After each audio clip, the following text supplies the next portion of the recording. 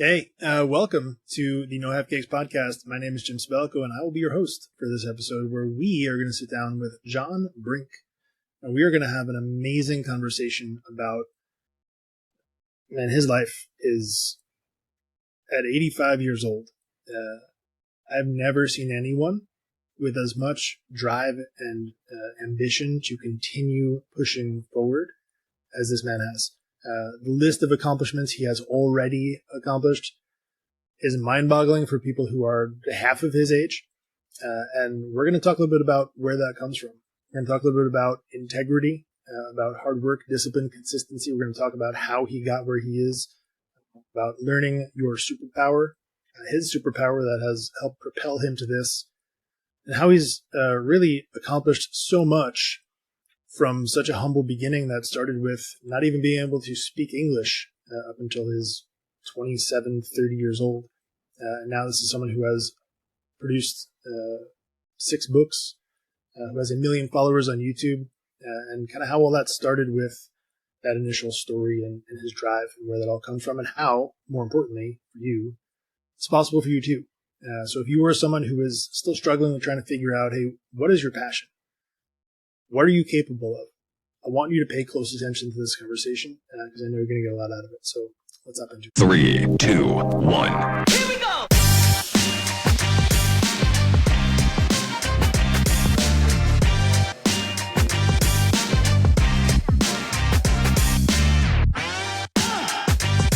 When I say I appreciate you making the time, I say that specifically to you because you may have one of the busiest schedules I think I've ever seen of anyone. And, don't take this the wrong way, but, a man of your age at this point, most people would be like chilling out and doing nothing. And it seems like you are continuing to push forward and see kind of how far you can go. And man, I honor you for that. That's amazing. I appreciate that, Jim. Actually, the other thing that you may or may not know is that tomorrow is my birthday. I'm going to be 85 years young. Wow. November the 1st. Early happy birthday to you. That's amazing. How do you find the energy to keep doing what you're doing? Because your resume is amazing with running different companies, professional bodybuilding. Like the number of things that you're doing is above and beyond what people less than half of your age typically find the time to do. So I'm curious to learn. ADHD. All right. So ADHD is your superpower? It's my superpower. I love that. Yeah. That's it's a thing that I think a lot of people, quote unquote, struggle with. Was that always a struggle? Or I guess I should say, was it ever a struggle that you figured out how to leverage at some point? Well, we'll talk about it during the conversation, I'm sure. But just for your information, I got diagnosed when I was 62. So always before that, I knew I was different, but I didn't know why. So what led you to kind of pursue a diagnosis even at that point? What happened? Are we in the podcast now already, or is this? Oh, yeah, we're in. Oh, yeah. Okay, good. Sorry about that. So I just want to, so what happened to me is that, as I said, I know who am I was always a question to me, although I was successful in doing all the things that I did, but I never quite knew why am I different? Academically, I was not a success story. I failed grade 3 and I failed grade 7 3 times. So my parents were beautiful people, but some of the people said to my parents, what are you going to do with this guy? And some said, send him to the mentally challenged school. They said, no, we're not going to do that. And so they sent me to a place to get trained where I could work. I was not, according to the teacher, John will not amount to much. And so he probably has to find a job where he can work with his hands. So that's what they did. They sent me to a furniture factory to become a furniture maker. And that's what I did, before I came to Canada. And I came to Canada in 1965, July 1965, at 24 years old. And with the dream of building a lumber mill. And I did that in a number of other things. But to get to your question is that even then, I still was wondering, everybody said, oh, you're so successful. I didn't feel that way. And until one day in January of 1997, I went into a bookstore and I picked up a book. And I'm in one of the boardrooms of one of my companies right now. If I'm in my studio, I have the actual book. that I bought in a bookstore January 1997 after I was here already for 32 years. And I was then 57 years old. And the book was Driven to Distraction, written by Dr. Halliwell, medical doctor, professor, and very well known around the world. He wrote a book about ADHD and about him being ADHD and has dyslexia. And I said, oh my God, that's me.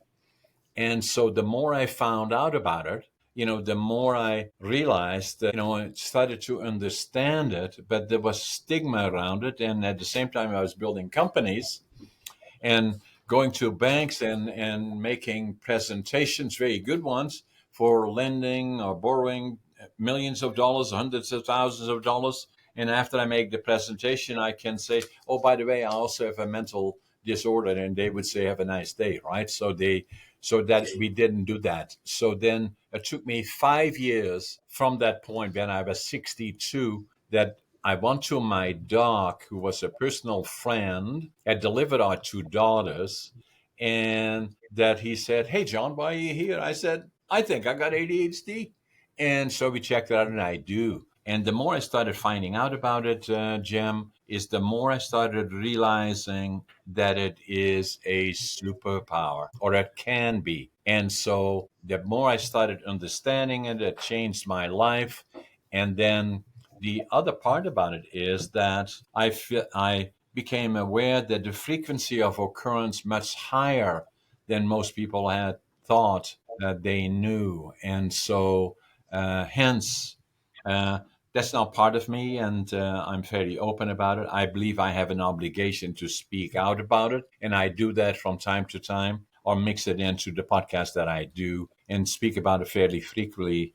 So which I believe is very, very important. Yeah, I love that. And as someone who also has ADHD, I will also agree. If you understand it for what it is, you can use it as a superpower in every area of your life. And, I look at people who may struggle with it, who have not yet embraced that idea. They're like, hey, you were designed this way. It's a thing that you have that's part of you, rather than try and shun it and say you are a broken individual or this is a disability, right? Understand it for what it is and take advantage of that. And I think, for someone, I'm sure you'll agree with this, or I assume you will.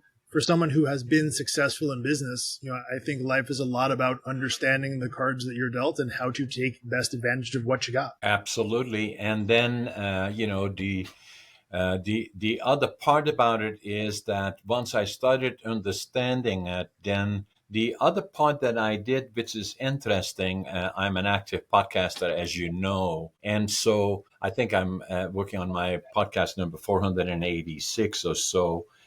But for the people watching us, if you watch my podcast, On the Brink 203 is a podcast with Dr. Halliwell that wrote 18 books on different issues, 5 on distraction. And to watch that podcast, I had a discussion with him about ADHD. Obviously, he is the expert and has ADHD and dyslexia. As we talked about it, is that I suggested to him that initially I thought frequency of occurrence between 6 and 10%, maybe. And then the more I found out about it, I suggested to Doc Halliwell that I believe that the frequency of occurrence probably is more like 20%, and if not more. He said, no, John, it's probably over 25%.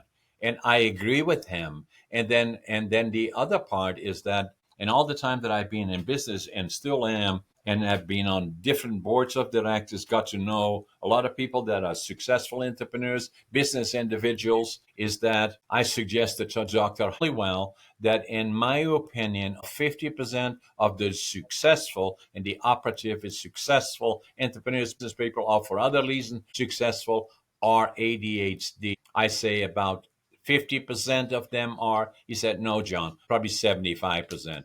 I agree with him. Yeah, I would tend to agree too. And there's this discussion that's gone around for a long time about whether some people are essentially hardwired to be entrepreneurs. And to me, I think the answer is yes. And I don't think it's exclusive. I don't think you can only be an entrepreneur. But I think if you have a certain set of characteristics, it's much easier for you to handle that environment. Exactly. And I knew that already from the time that I was 5, 6, 7, 8, 9, 10 years old.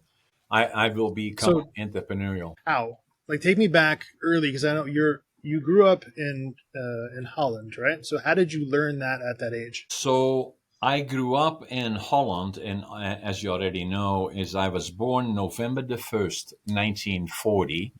And, so, and as you know, and everybody knows likely, that's the time that a dictator called Adolf Hitler decided that Poland should become part of Germany, and he invaded Poland. And we knew, and again, my family, my mom and dad were married in 1938, and they were in love. My dad had a job in a lumber company; it was doing well. They had rented part of a duplex. They were in paradise fairly quickly. Had two children, a son and a daughter. And then my mother was pregnant with me early 1940, and then everything was paradise for them. And then what happened, it became obvious that Hitler had other plans in terms of Western Europe, and my dad was called into the Dutch army in April of 1940. And the last time they heard from him is just before the bombing of Rotterdam. And the bombing of Rotterdam happened in early May of 1940, when Hitler found that Holland didn't capitulate quick enough for his liking, and decided this amazing, amazing city with probably close to 1 million people living there, he bombed the center of it. The last point that somebody saw my dad then uh, was in just before the bombing of Rotterdam. It would take 5 years before they knew if he lived or died. So my mom was on her own, was pregnant with me, and then I was born November the 1st, and then with my sister and my brother, and things were difficult, and especially now, Liberation Day is and Remembrance Day is celebrated on the 11th of November. And what I always do at that date, I go to a couple of schools at least and speak to their students about, because I was there, about what it means, how should we appreciate what we have, and why the 2 minutes of silence, and why it is important to understand that. And I make it a point for the last 10, 12 years to always do that on that week, and try to speak to at least one, two, three different schools during that week to on Remembrance Day. So that's important to me. So coming back to your questions, things were difficult and things were challenging. We saw far too much that we shouldn't have been. PTSD is still part of my life even today from that period. So far too many things that we shouldn't have seen. And a child, I got counseling for that in my 50s. And so it got so tough in the 1944 when they cut off all the food supply. Was between the three of us, the kids, my brother, my sister, myself. Every morning we would go with gunny sacks in the railroad yards, pick up anything edible and burnable. And the reason that we did as kids, because they would kick us one in the butt, but they wouldn't shoot us. And then we just come back the following day. And then I remembered the liberation, by the Allied forces at the time that landed in Normandy in June of 1944. And so I remember it well, between the United States, Canada, and the UK. They at great cost landed in Normandy, and then the Canadians went north through France, Belgium, and then the west side of Holland, and liberated us in the extreme northeastern part of Holland, within 10, 15 minutes from the German border. And it made such an impression on me that I knew that when I grew up, I would go to the land of my heroes, Canada, and I did. But it always kind of stayed with me. And then, even in the early years, when I was still a student, trying to be one, every time when I had an opportunity, I was selling or delivering newspapers, collecting bottles and papers and iron or anything to make a few dollars. And so that was always part of my life.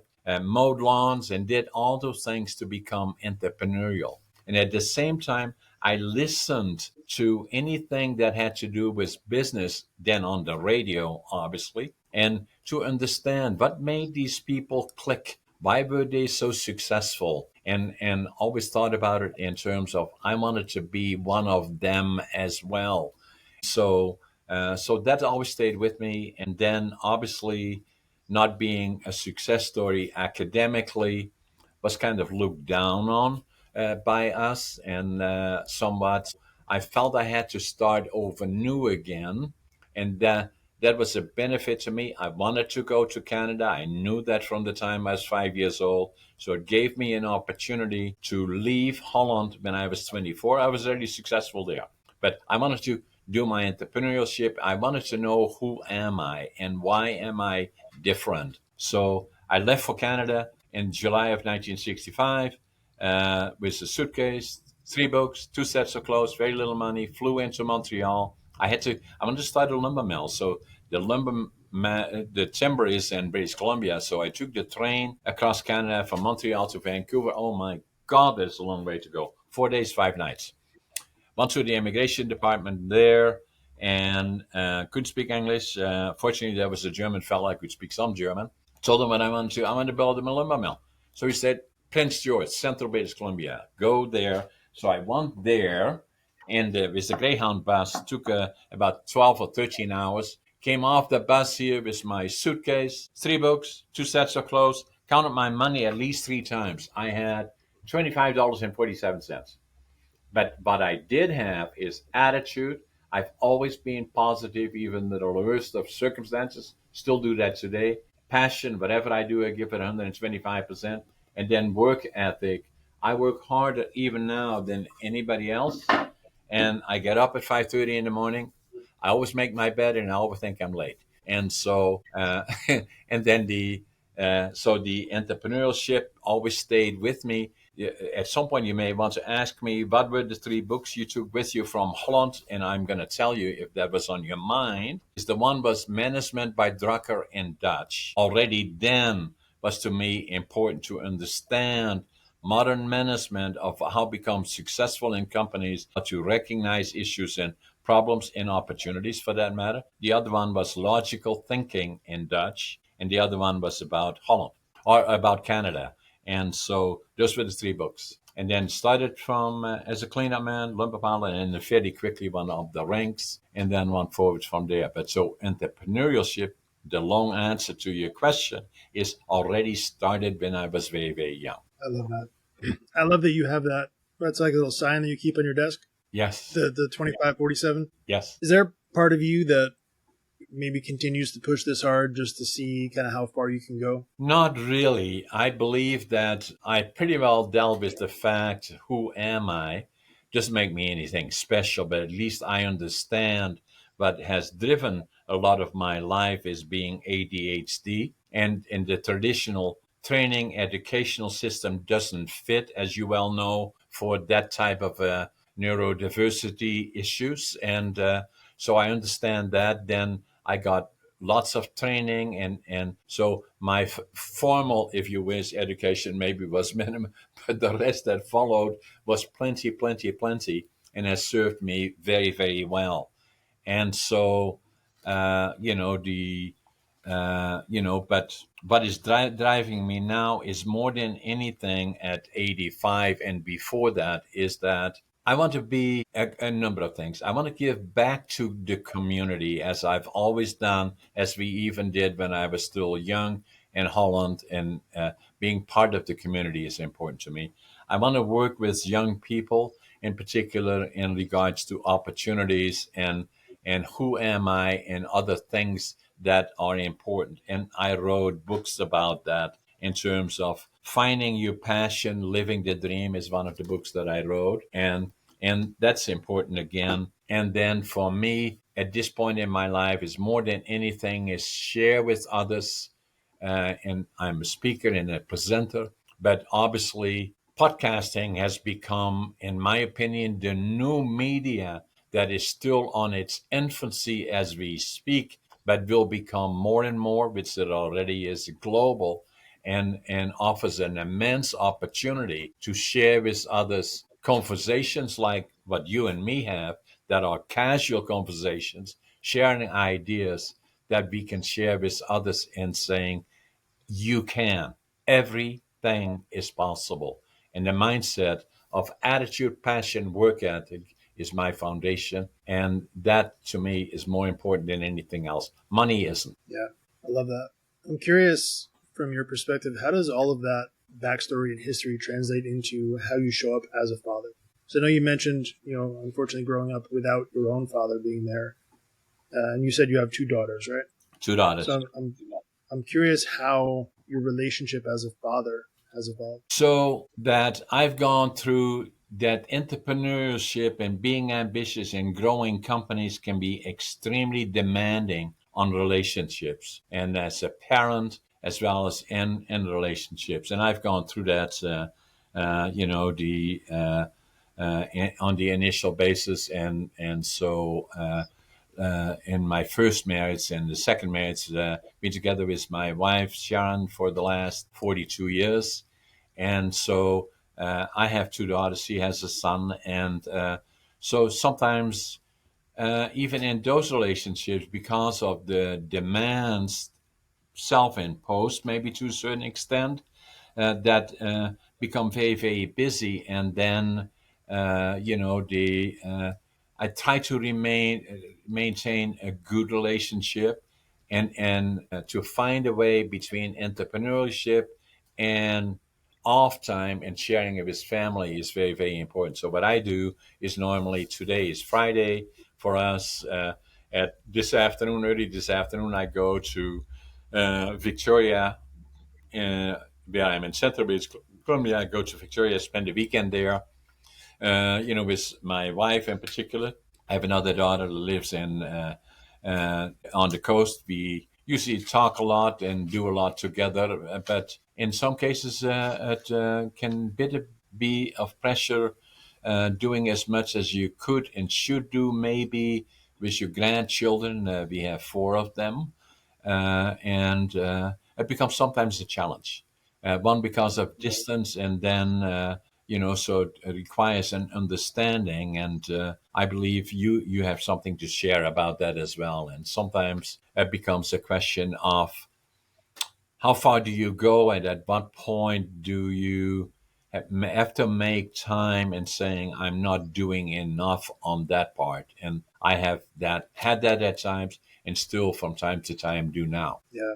Well, I think there's so much to that about kind of understanding the importance of being present and just the value of intentionality. And, obviously you can't be in 5 different places at once to be there for your businesses, for yourself, for your kids, your grandkids. It's really difficult to kind of be everywhere all at once. You obviously have to prioritize kind of how you spend your time and where you put your energy and your focus. And that's, I think, a very difficult thing for people to do if they haven't yet understood who they are personally yet, right? So for me, I believe if you really understand who you are, and kind of what your superpowers are, what your gifts are, and really how to operate from a place of authenticity and not worry about the judgment and the criticism and regret, right? You're able to kind of be present in your life and understand, hey, sometimes things aren't going to be able to work out as you want them to.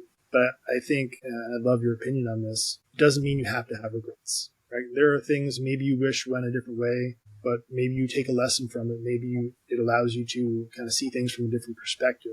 And, I'm curious, from someone who's lived so much life in so many diverse ways, what is your thought on regret? Yeah, I believe the circumstances are what they are. And for me, giving back to me has always been very, very important to communities. And then the other part that is important to me, that, as I said to you, is when I picked up that book in the store here, when I was already 57 years old, if I had the actual book with me, this is not the one, but I have it in my studio, the actual book that I bought, January 1997. I wrote in that book, not this one, but that one, under my signature, I said, now I finally know who I am. And I wrote that in Dutch because I was ashamed of it, because it was implied that it was a mental deficiency of some description. And so the point that I'm trying to make here, Jim, is this one, and that's an important part of my life, that it took me till I was 62 until I was diagnosed and that I knew that I had ADHD and that I started to study and understand it more. So if you realize then that I left school grade 7 for the third time, and it was a bit of a joke. Well, John just, when they had tests that you were doing, and they rated it from a 1 to a 10, then he would say, Peter has a 9, and Mary has a 7.5, and Keith has a 9 or an 8.5, and John, as usual, has a 0. And so it was a bit of joke around the class. He's just not smart enough. So, and then became a laborer, if you wish. I'm proud of that today. At 12 and a half years old, it made me kind of wonder about me. And then considering then, 50 years later, at 62, I was diagnosed with ADHD, and all the time in between for 50 years, although I was already successful in all the things that I did and blah, blah, blah, and everybody said, you're so successful. I didn't feel that way. It took me 50 years. And then knowing that the frequency of occurrence of ADHD and other diversities, neurodiversity issues that somebody may have, that does not stop you from doing whatever you want to become. It just would be a different approach. Before I understood any of that, it was 50 years later. For 50 years, I was wondering. So I have an obligation not to solely speak about that alone, but it comes up in conversations that we have, and I have an obligation to talk about it. I wrote about it in my books and all the other things that I do, to say the next book, that is the sixth one that I'm doing, is coming out in June, and the title of the book is You Can. Everybody can, so it puts your mindset, and then who are you is very, very important. Far too many people, male, female as well, are too preoccupied as what do they look like, how about this and how about that and all about this, and so I believe, respectfully, and when I give presentations, especially to younger people in high schools, colleges, universities, is a lot of times I ask them, saying a couple of things. A, what are you going to do after this? I don't know.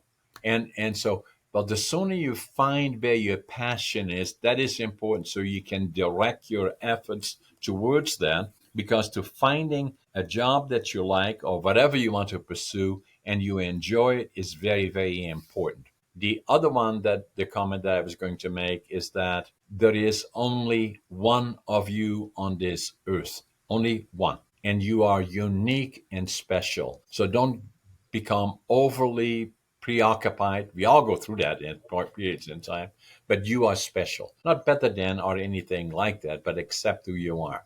And then the other part is that, as it relates to passion, I heard on a U.S. television station, I believe, where they said that 75% of the people in the United States that work, that is the same, I'm positive, do not like their jobs. And 70% of that 75% are looking for another job.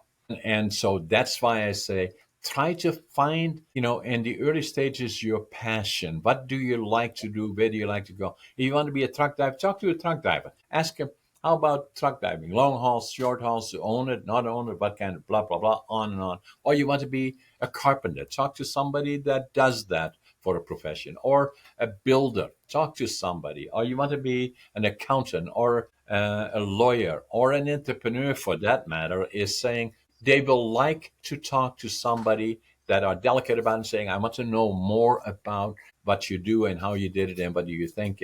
And it gives you, person then, respectfully, a bit of an interest in the direction that you will go. Entrepreneurship, business success can be very, as you already touched on and is part of your life, very demanding on personal life, relationships, and all those things. And so you have to realize that a lot of people think that entrepreneurs that are successful, apparently, They spend all the time on bringing money to the bank and planning for holidays. It's not that way. And so, and so those kind of things are important in my mind. Yeah. So on the topic of success, I know you said so the first 57 to 60 years of your life, you accomplished a lot of things, but didn't feel successful. I'm curious if you feel successful now. Success to me does not mean having successful business or having built, financial success, and that doesn't mean to me did I give back to the community as much as I could and should have. I believe I'm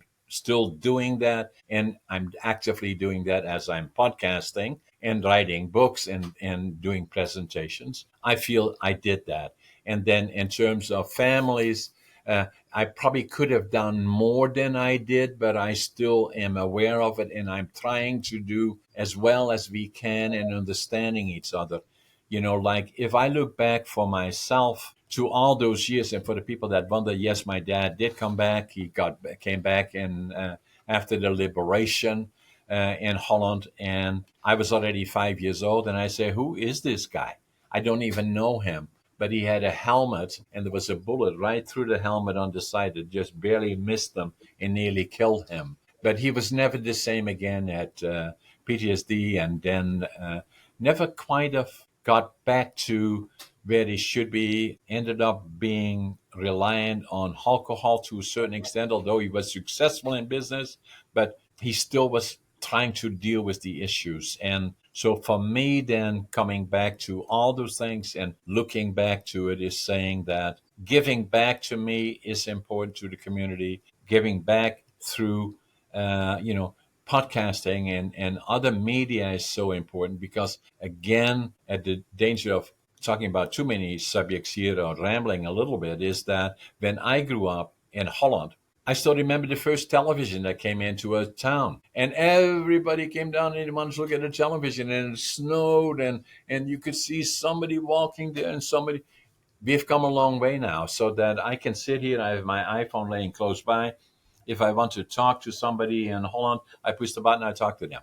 And same with computers, and add to that further AI and all the things. And then talking about podcasting like you and me are doing is we talk to the rest of the world, so I know you're a very active podcaster. I'm an active podcaster, close to 500 uh, uh, sessions where I'm the host and probably being a guest on probably another 200. I just got 1 million subscribers on YouTube. So it is exploding, and I like it, and it's an amazing communication platform. I love that. It's amazing to see the power of consistency, right? Continuing to kind of push yourself forward toward a goal.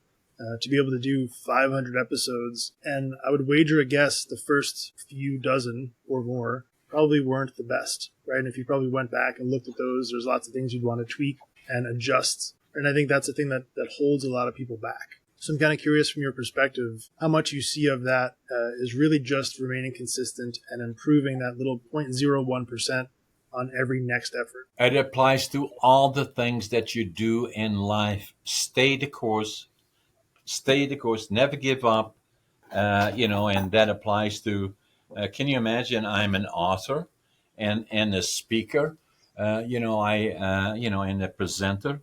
And then, I'm, as you already have referred to, I wrote this book, Living Young, Dying Old. That's a picture of me. I'm the oldest competitive bodybuilder in North America. It was never planned that way, but it was just a question of whatever I do, I give it 125% and I stay the course. And so that applies to business, and I wrote a book about that, Against All Odds. And that's not a question of how successful John is, but all the ups and downs along the way, hanging on by our fingernails.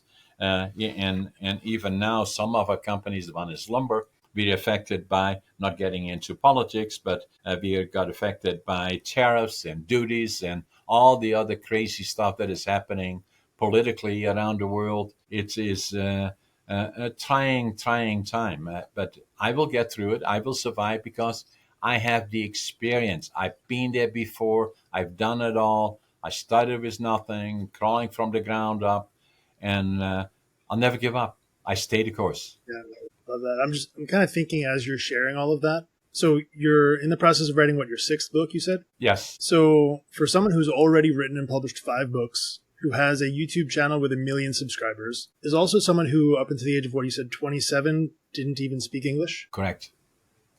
So, just thinking about the average listener on this podcast, right, who might be in that 25 to 30 range, who is dreaming about a life that they could possibly live, but it feels impossible. I'm kind of thinking about your story here at the age of 27, not even speaking English. And here you are, 10 companies under your belt, beautiful family. You've written 5 books, about to publish your 6th. You've got a YouTube channel with 1 million subscribers that started with 1, right? You gained every subscriber one by one by one.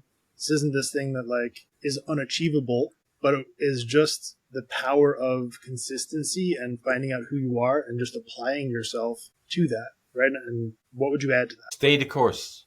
Attitude, passion, work ethic, but will follow his success. And then I'm curious. Yeah, sorry. Oh, yeah, please go ahead. Yeah, so the other part about success is saying, you're lucky or something. Well, the harder you work, the luckier you get is one. And then the other one, finding success. Success will find you. It just becomes a question, will you recognize it when it does? And are you ready? So kind of in that same vein, I'm curious, what would be what you'd consider one of the best pieces of advice you've ever gotten, and kind of the context of where you were at when you received it? I had somebody when I was piling lumber and cleanup man in a lumber mill here, and it was 25, 30 below zero. They said you pile lumber outside in the cold air up to 25 below, you still be below zero. You're still piling lumber. When it is 30 below, then we're not running. And then the one guy that was a superintendent, I knew I had to stay the course the first 9 months that I worked here until I got recognized. And so the general manager that was then in place, I had never met the guy, and he came to me and he said, I'm watching you, and you will grow into an important position in this company. I knew I would go there, and so I did. I think the beauty of that story too, and correct me if I'm wrong, so I'm sure there's some level of technique and skill, but it almost seems, and I don't mean this to be dismissive in any way, piling lumber doesn't seem terribly complicated in the sense of it doesn't take a college degree or it doesn't take a professional education to be able to do this skill.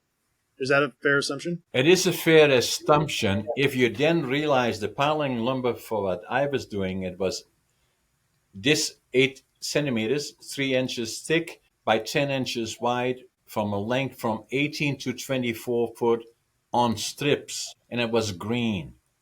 So it took some muscle, I'm sure. And to do that for virtually 8 hours a day took some effort. So you had to have a strong mindset as to how you did it and what you wanted to do. And some of those jobs are very, very difficult at times. But staying the course, I'm not suggesting that anybody should do this, but the whole idea is stay the course, have a clear objective. My objective was to own my own lumber mill, and I did. That always was the picture, I was there always earlier at the job, 20 minutes before. I always stayed 20 minutes later than anybody else did. And it was obvious. It was just a matter of time until somebody recognized I had potential in their company. Yeah. And I did. So kind of what I was in a year and a half. What I was hinting at there is kind of just taking the opportunity in front of you, no matter what it looks like, and moving with integrity, right? Even if that opportunity was just stacking wood and the only skill you had was being strong enough to move it, Correct. Do the thing in front of you with integrity and with excellence. And if you're committed and stay the course, as you said, you can climb the ladder and do literally whatever you want. Exactly. And that opportunity is still available. But I find now a lot of times, Jim, and I say that again respectfully, we normally, not quite now, but in our companies, we employ over 400 people. And I find it amazing that some people, I said, today 10 people didn't show up. How do you mean they didn't show up? Did he tell you? No, they didn't. They just didn't show up. I said, I just cannot imagine that. If I had to crawl to work, I would make sure I'm at work. And so, and those are some of the things that once you make a commitment to follow it, get it done, do it the best job you can, be proud of it, no matter what it is. What do you think causes that? Is it a lack of integrity? Is it maybe they don't have someone in their lives who's shown them what it looks like to operate with integrity? Because to me, I'm with you. I wouldn't imagine saying yes to something and not at least saying, hey, I am literally in the hospital. If I could, I would. Otherwise, I'm going to show up with the 4% effort I can give you, and I'm going to show up and do the thing I said I'm going to do. Yeah, so that's actually a good question, Jim. What causes that motivation is something tied to credibility. Is that my dad? I was proud of him, but he did my grandfather's. The one I never knew, he died in his early 40s. He was a master carpenter. And I remember him from building churches and all the amazing work that he put together. And then my grandfather was very dedicated to be a farm laborer. And so it is probably that kind of a background. And then I was so proud of going to Canada, the land of my heroes. And when I came here, I said, it's paradise with all the opportunity, all the trees, all the forest, and all the opportunities. And that's what I say now if I do presentations to young people in particular. I get up in the morning at 5:30, and then I always make my bed. I always think I'm late. And when I get outside, I say, I live in paradise. I do. And I love it. And so it's probably that kind of a mindset in a way. And then there's a lot of other people that bitch and complain about this, that, and the other thing, and they go on and on and on. Yeah. I wonder, too, if it's not necessarily a lack of integrity, but more so maybe those are part of the 75% who are not in love with their job and are looking for something else that is maybe a better alignment to their personal values.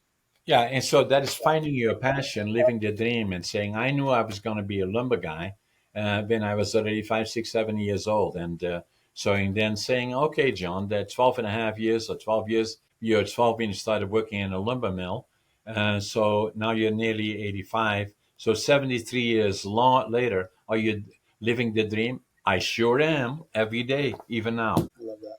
Well, I want to thank you. This has been an incredible conversation. I could probably speak with you for another 8 hours easily if we both have the time. But I do want to honor you for sharing what you shared and for being here. And it's a tremendous treat for me and our listeners. Again, just a huge honor to you, and obviously an early happy birthday to you. Thanks, Jim. It was a pleasure and a privilege to be on your podcast. Thank you. Hey, one last question, if you could.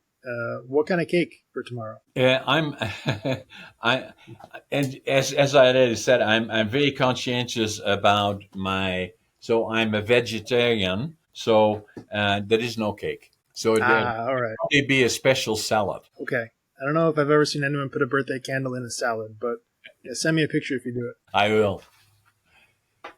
Thanks, Jim. I love it. Again, happy birthday. Thank you. Happy birthday to you. Cha, cha, cha. Happy birthday.